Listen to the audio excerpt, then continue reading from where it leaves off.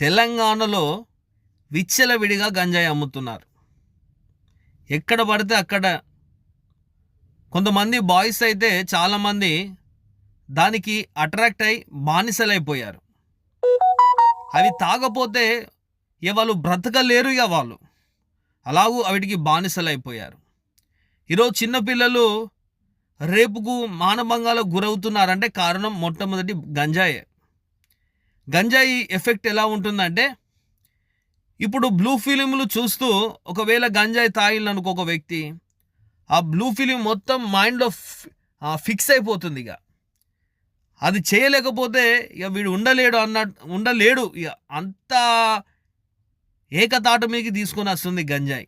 Suppose ఒక వ్యక్తిని కొట్టాలి, ఆ గంజాయి తాగిండు అనుకో, అది మైండ్లో ఫీడ్ అయ్యి ఆ వ్యక్తిని కొట్టేంత వరకు విడిచిపెట్టదు. అంటే అలా ఉంటుంది అది ఎఫెక్టు. కనుక ఈ గంజాయిని మీరు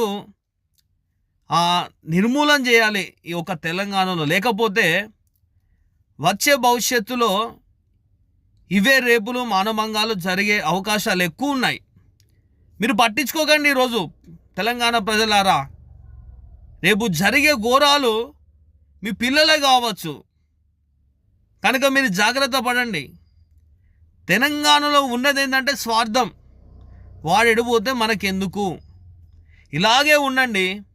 రేపు మీ అమ్మాయిలే మానభంగాలకు రేపులకు గురైపోతారు. ఈరోజు ఒకడు తాగుతున్నాడు, ఒకడు పోయి ఇద్దరు, ఇద్దరు పోయి ముగ్గురు, ముగ్గురు పోయి 50 మంది, 100 మంది, 200 మంది, 500 మంది ఆ గంజాయికి బానిసలైపోయినాక సైకోలు తయారవుతారు. మొత్తం తెలంగాణలో ఎక్కడ చూసినా వాళ్ళే ఉంటారు. మీరు అర్థం చేసుకోండి, గంజాయి ఎఫెక్ట్ చాలా ఉంటుంది.